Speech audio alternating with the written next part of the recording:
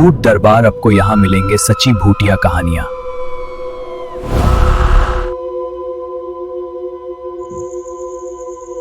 महाराष्ट्र के एक छोटे से गांव में एक औरत रहती थी जिसका नाम था माया।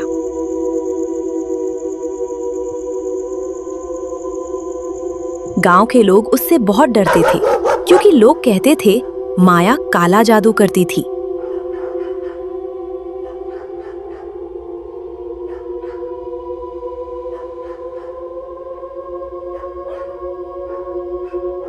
वो हमेशा काले कपड़े पहनती थी और उसके घर से रात को अजीब अजीब आवाजें आती थीं, लेकिन किसी ने भी कभी सच नहीं देखा था।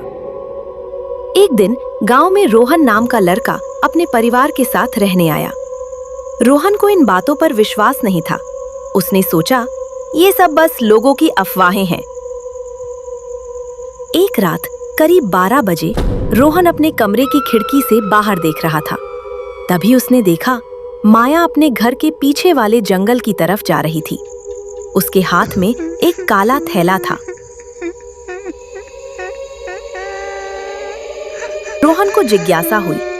वो चुपचाप उसके पीछे पीछे जाने लगा। जंगल में थोड़ी दूर जाने के बाद माया एक पुराने बरगद के पेड़ के पास रुक गई।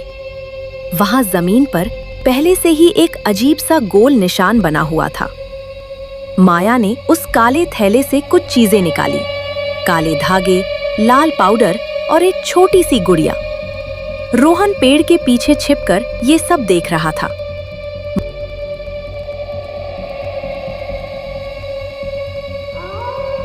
माया ने जमीन पर बैठकर कुछ अजीब भाषा में मंत्र पढ़ना शुरू किया। अचानक जंगल की हवा बहुत ठंडी हो गई। पेड़ों की पत्तियां जोर जोर से हिलने लगीं। माया ने उस गुड़िया को जमीन के बीच में रखा और उस पर लाल पाउडर डाल दिया। फिर उसने धीरे धीरे कहा, जिस आत्मा को मैंने बुलाया है अब जाग जाओ। जैसे ही उसने ये कहा, अचानक जमीन से एक काली धुंध उठने लगी। रोहन का दिल जोर जोर से धड़कने लगा। उसे समझ आ गया गांव वाले झूठ नहीं बोल रहे थे। माया सच में काला जादू कर रही थी।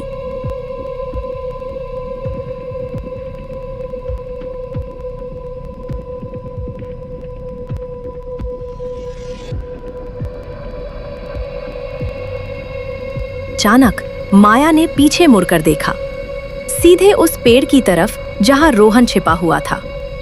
माया की आंखें अचानक पूरी काली हो गईं और उसने धीरे से कहा, मुझे पता है तू यहाँ है। रोहन डर के मारे कांपने लगा।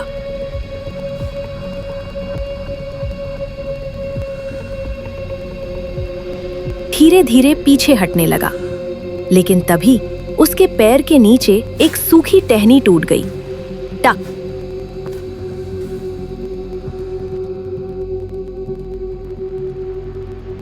आवाज सुनते ही माया जोर से हंसने लगी। हा हा हा! अचानक जंगल की वो काली धुंध रोहन की तरफ बढ़ने लगी। रोहन पूरी ताकत से भागा। वो जंगल से बाहर निकलकर सीधे अपने घर पहुंचा। उस रात वो डर के मारे सो भी नहीं पाया। मुझे नींद नहीं आ रही, डर लग रहा है।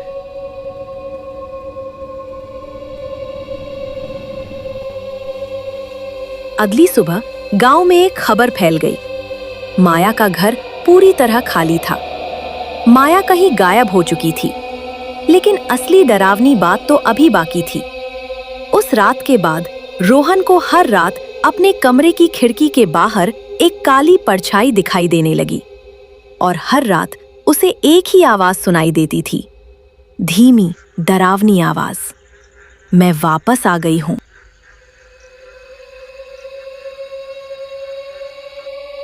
और कहते हैं आज भी उस गांव में हर अमावस्या की रात एक काली परछाई जंगल से निकलकर रोहन के घर की खिड़की के पास खड़ी दिखाई देती है।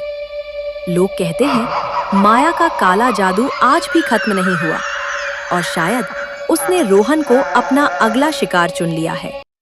ऐसी डरावनी ही कहानी देखने के लिए हमारी चैनल को सब्सक्राइब करें।